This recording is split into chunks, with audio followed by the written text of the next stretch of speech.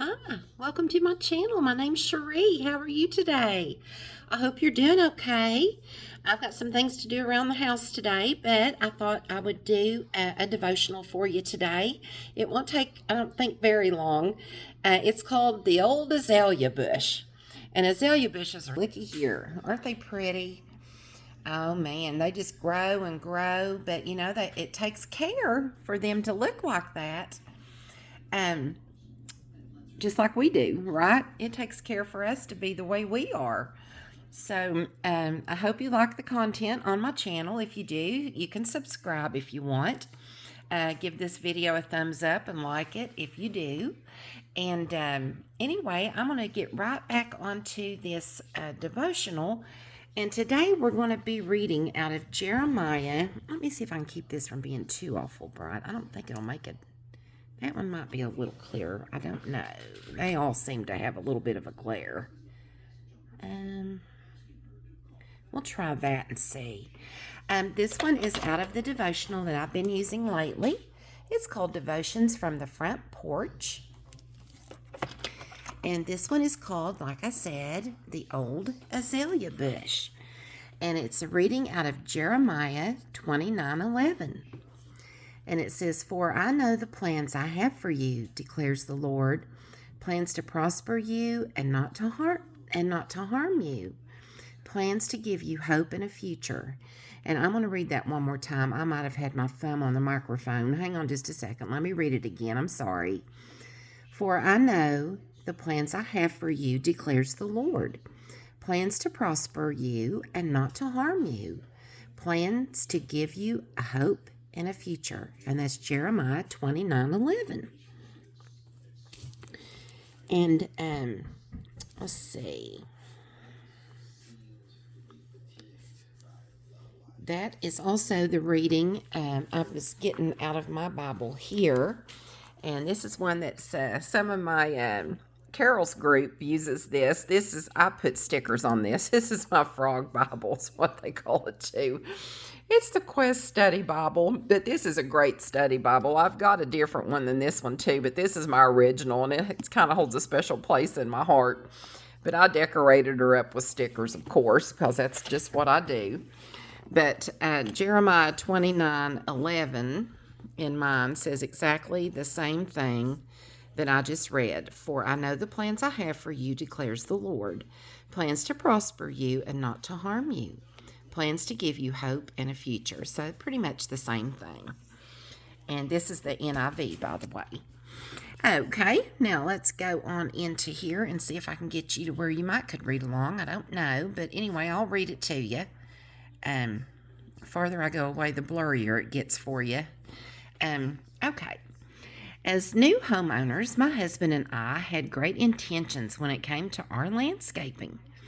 So we bought an azalea bush. We chose the perfect spot, dug a hole, and planted it firmly in its new home. After a period of time, however, it became clear that the bush was not going to make it. Maybe the weeds were not pulled, or we didn't water it as often as needed. Regardless of the culprit, the bush died. We did what any amateur gardeners would do. We dug it up and threw it out by the trash can. The plan was to carry it to the curb on trash day because there was no hope for that bush. But when trash day arrived, we discovered that next to the can was a beautiful blooming azalea bush. We had given up too soon."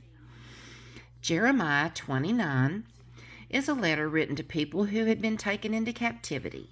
They weren't living the lives they had envisioned. It was as if someone had uprooted them from their carefully chosen spot in the sun and transplanted them into unfamiliar and undesirable territory.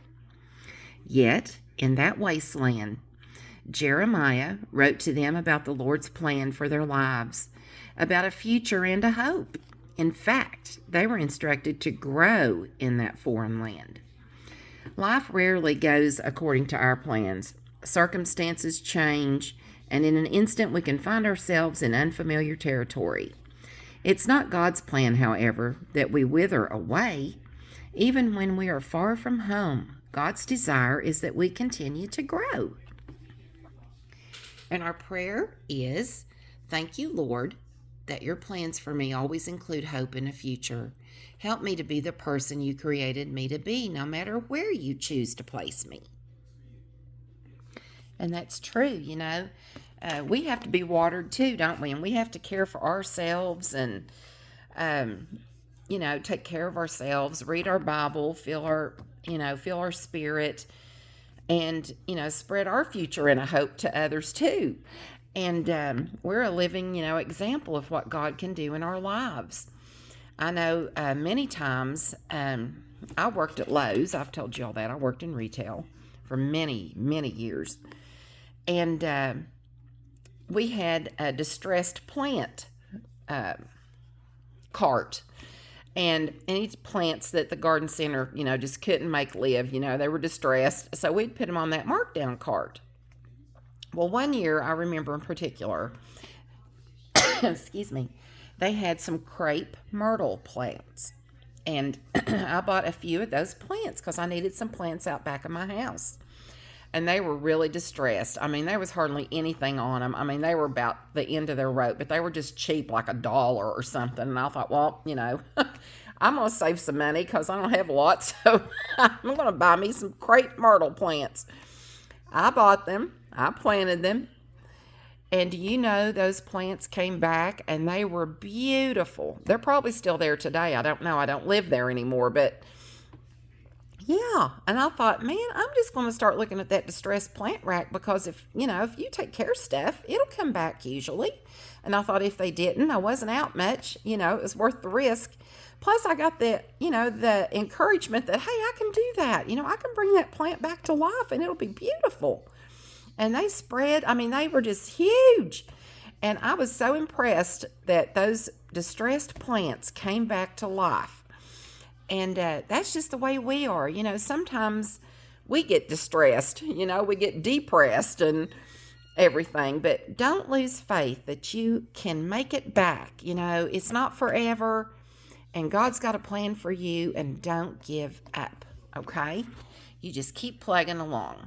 So anyway, that's all I wanted to say for today. That was my message. And that's in Jeremiah 29, if you want to read that chapter. And the chapters before even leads you up to the story. But anyway, thank you for joining me. And I hope you have a great day.